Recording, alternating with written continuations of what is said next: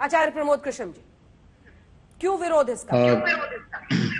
देखिए अंजना जी, किसी का कोई विरोध नहीं है, ना सवाल कांग्रेस का है, ना सवाल भारतीय जनता पार्टी का है, ना सवाल पक्ष का है, ना विपक्ष का है। कुछ चीजें, कुछ बातें हमारी भावनाओं से जुड़ी होती हैं, हमारे अतीत से जुड़ी होती हैं। और अमर जवान ज्योति जो पिछले 50 सालों से जल रही थी, और मैं मानता हूं कि वो ता कयामत तक, प्रलय तक जलेगी हमारे दिलों में, उसको शिफ्ट किया जाना ये भारत के लोगों को अच्छा नहीं लग रहा है, नंबर एक। दूसरी बात, अगर हम ताकतवर हो जाते हैं, हम अपने पूर्वजों की निशानियों को नहीं मिटाते हैं। जहां तक सुधांशु जी का कहना है कि राहुल गांधी जी को कहिएगा, कांग्रेस को कहिएगा, ये सवाल कांग्रेस का नहीं है, ये देश केवल कांग्रेस का नहीं है, ये देश केवल भाजपा का नहीं है, ये देश केवल प्रधानमंत्री जी का नहीं है, ये देश बहुत ऐसी भावनाओं से मिलकर के बना है जिसका सम्मान किया जाता है। अगर आप लाल किले को गुलामी का प्रतीक मानते हैं तो ढा दीजिएगा उसको, कुतुब मीनार को ढा दीजिएगा, फिर इंडिया गेट को भी बदल दीजिएगा।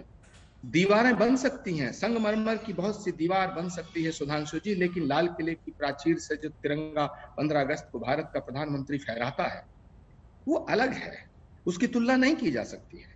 वॉर मेमोरियल बनाइएगा, हमारी पूरा समर्थन है, हम प्रशंसा करते हैं। आप नेताजी सुभाष चंद्र बोस की प्रतिमा लगा रहे हैं, हम सैल्यूट करते हैं आपको।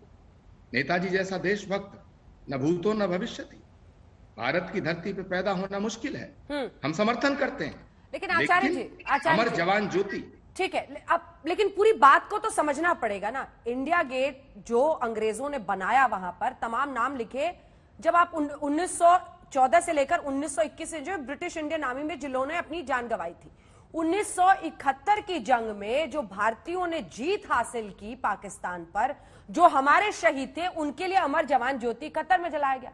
अब वहां पर नाम किसी और का है और वहां पर यह जल रहा है, तो अब जब नया वॉर मेमोरियल बना है, इसको मतलब थोड़ा तर्क के साथ भी समझाना पड़ेगा ना कि इसको क्यों गलत मान रहे हैं।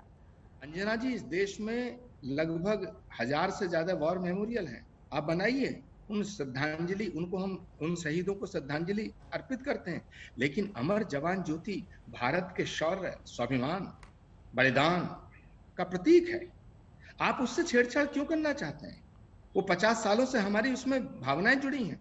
और मैं अंजना जी आपसे भी पूछना चाहता हूं, जब आप स्कूल जाती होंगी बचपन में तो गीत गाए जाते होंगे, ऐ मेरे वतन के लोगों जरा याद करो कुर्बानी, जो शहीद हुए हैं उनकी जरा याद करो कुर्बानी, आंख में भर लो पानी। ये गीत का कोई तोड़ नहीं है, इससे बहुत अच्छे अच्छे गीत बने हैं।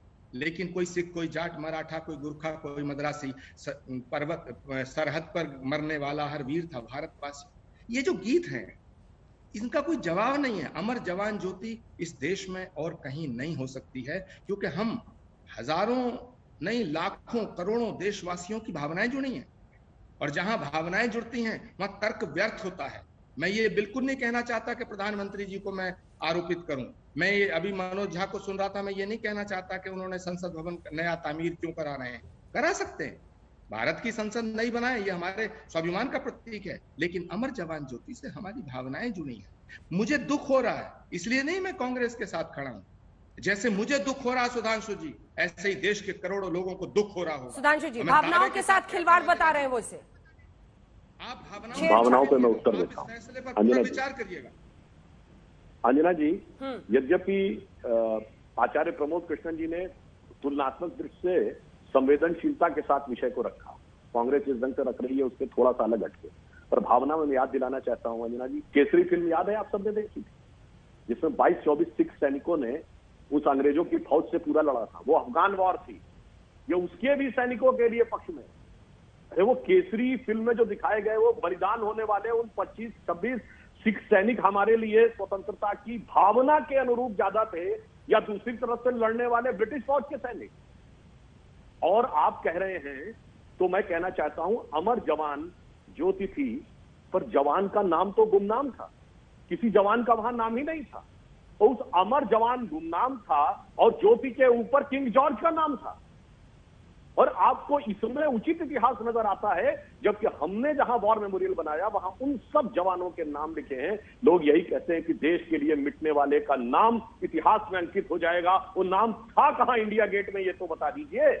वो नाम है तो वॉर मेमोरियल में है, और उन नामों को प्रज्वलित करते हुए, उन नामों पर प्रकाश की किरण फेरते हुए वहां पे ज्वाला रहनी चाहिए, वही अमर ज्वाला रहनी चाहिए, वही जवान की ज्योति और उसके बलिदान को निरंतर प्रखरता प्रदान करेगी, ना कि किंग जॉर्ज के साये तले रखी हुई एक ज्योति जिसमें कि नाम ही नहीं था। हो सकता है उस समय की सरकारों ने अच्छे विचार से किया होगा, मैं ये नहीं कह रहा हूं, इंदिरा जी ने हो सकता है उस समय अच्छे विचार से किया हो, पर वो तो अधूरा काम था।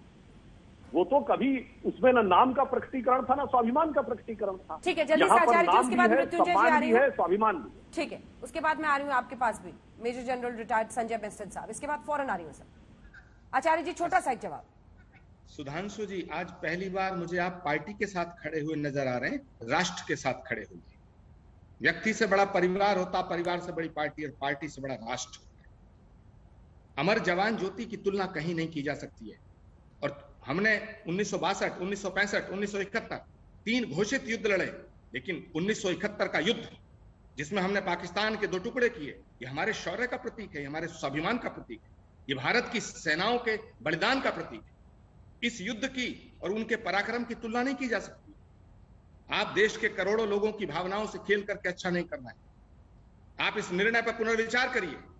और जब घर का बच्चा कोई बड़ा होता, ताकतवर होता है, अरे घर की दीवार से अगर कोई तस्वीर हटाई जाती है अंजना जी, तो उसका भी दुख होता है, तकलीफ होती है। अमर जवान ज्योति से देश के करोड़ों युवाओं की, देश के करोड़ों लोगों की भावनाएं जुड़ी हुई हैं। उसे आप शिफ्ट मत करिएगा।